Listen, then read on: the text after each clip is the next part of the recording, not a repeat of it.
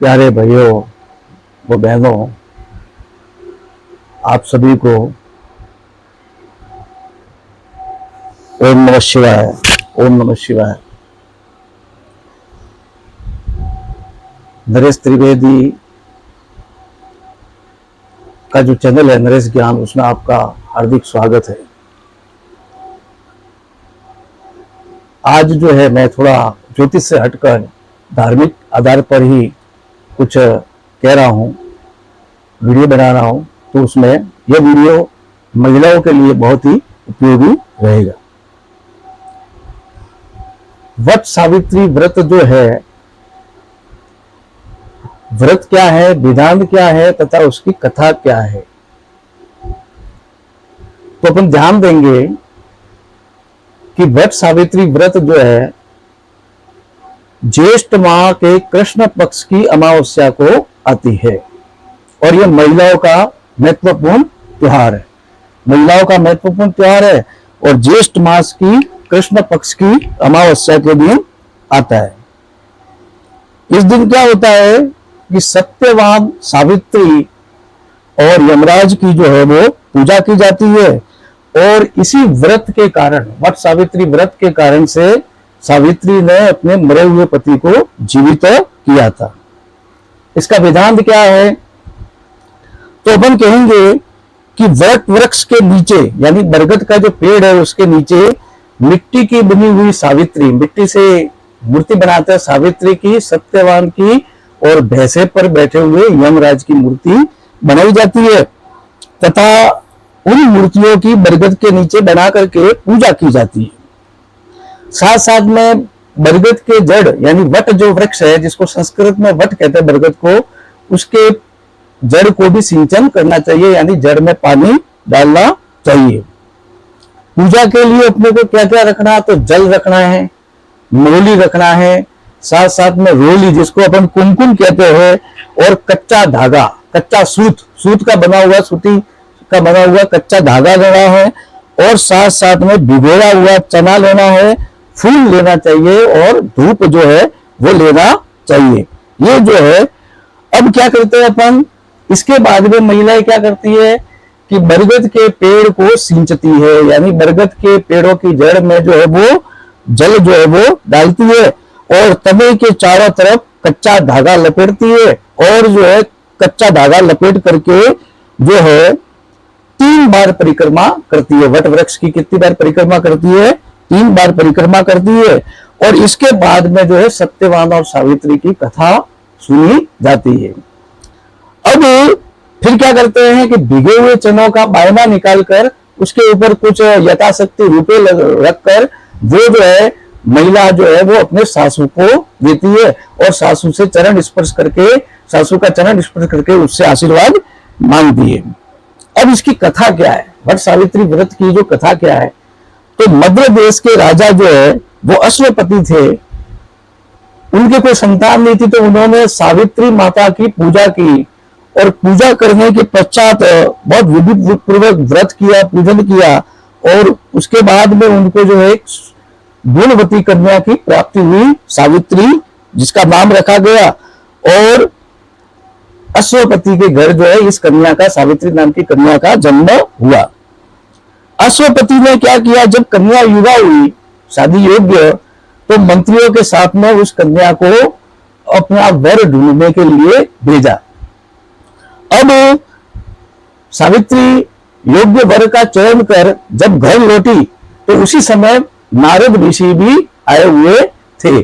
सावित्री ने नारद ऋषि का आशीर्वाद लिया और जो है वो उन्होंने कहा कि ध्युमतसेन के पुत्र जो सत्यवान है उसकी मैंने कीर्ति सुनकर उससे जो है वो विवाह किया है, पति रूप में धारण किया है।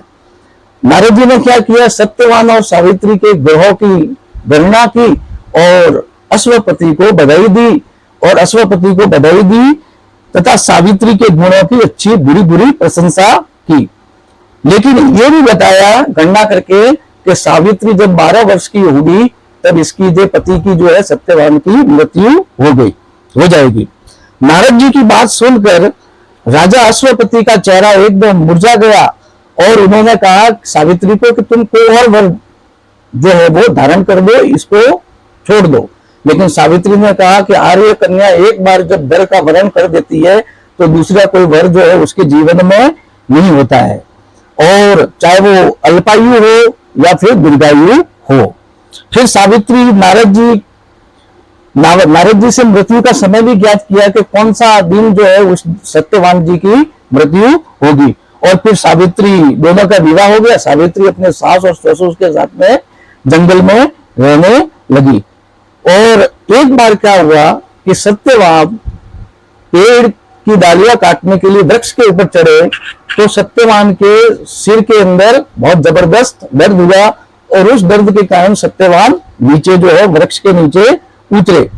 सावित्री ने क्या किया, बरगद का ही पेड़ था, उस वट वृक्ष के नीचे सावित्री ने अपने पैरों पर सत्यवान को सुला दिया। और फिर क्या हुआ, जब वो वही दिन आया, नारद जी का बताया हुआ, लेकिन उसी दिन के 4 दिन पहले सावित्री ने व्रत चालू कर दिया था, वो दिन आने से पहले, और वो दिन आ गया तो सावित्री ने अपने पैरों के ऊपर सत्यवान को सुला दिया। उसके बाद में क्या हुआ, ब्रह्मा जी के विधि विधान के अनुसार यमराज आए और उन्होंने सावित्री के ये सत्यवान जी के प्राण जो है वो हरण कर दिए। अब क्या हुआ, लेटे हुए सत्यवान के प्राण जब यमराज लेके जा रहे थे पास में बांधकर, तो सावित्री भी उनके पीछे चली। तो सावित्री को देखा उन्होंने, सावित्री ने सत्यवान को वट वृक्ष के नीचे सुला दिया और वो पीछे पीछे चली। तो जब उन्होंने देखा यमराज के पीछे पीछे आ रही है, यमराज ने देखा तो यमराज ने उनको लौट जाने का आदेश दिया। तो वह बोली कि महाराज, पति के बिना कैसी पत्नी पति के साथ ही रहेगी, यही मर्यादा है। तो सावित्री की धर्म निष्ठा से प्रसन्न होकर यमराज बोले कि आपके पति के प्राणों के अलावा कोई और मांग लो। तो सावित्री ने क्या वर मांगा कि मेरे सास ससुर की जो दृष्टि है वो अंधे है, तो सास ससुर की दृष्टि लौट जाए।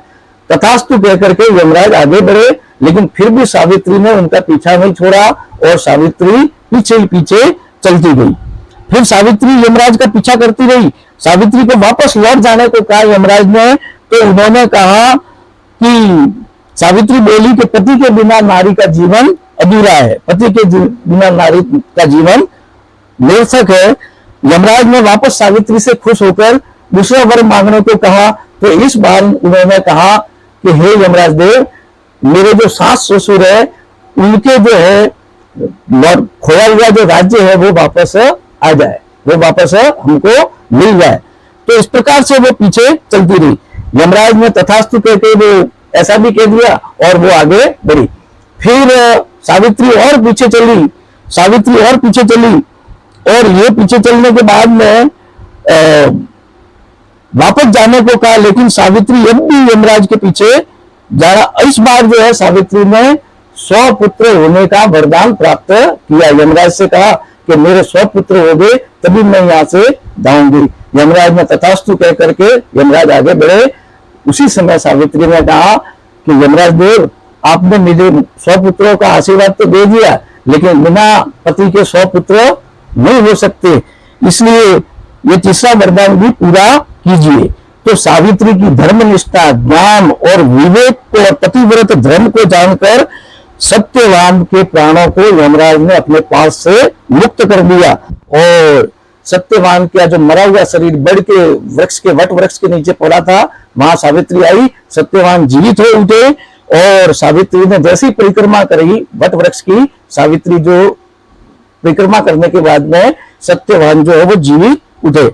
जैसे ही सावित्री सास ससुर के पास पहुंची तो उनकी नेत्र ज्योति भी वापस आ गई। इसके बाद उनको खोया हुआ राज्य भी वापस मिल गया, और आगे जाके सावित्री के 100 पुत्र की मां भी बनी। तो इस प्रकार आज भी अपन सावित्री के पति धर्म के कारण से उनको याद करते हैं, उनकी प्रसिद्धि फैली। और इस व्रत को ये इसकी कथा थी, ये इसका व्रत कब होता है और इसका विधान क्या है जो मैंने बताया। इतना कहकर के मैं अपने वीडियो को समाप्त करता हूं। आप सबसे निवेदन कि धर्म के ऊपर, साथ साथ में ज्योतिष के ऊपर, हस्तरेखा के ऊपर, वास्तुशास्त्र के ऊपर और भी विज्ञान के ऊपर कई सारे विषय है, तो वो आने वाले वीडियो में आपको मिलेंगे। इतना कहकर के, लेकिन वीडियो खत्म करने से पहले आपसे निवेदन की वीडियो को सब्सक्राइब नहीं किया है तो कृपा करके सब्सक्राइब कर दीजिए। धन्यवाद। ओम नमः शिवाय। ओम नमः शिवाय।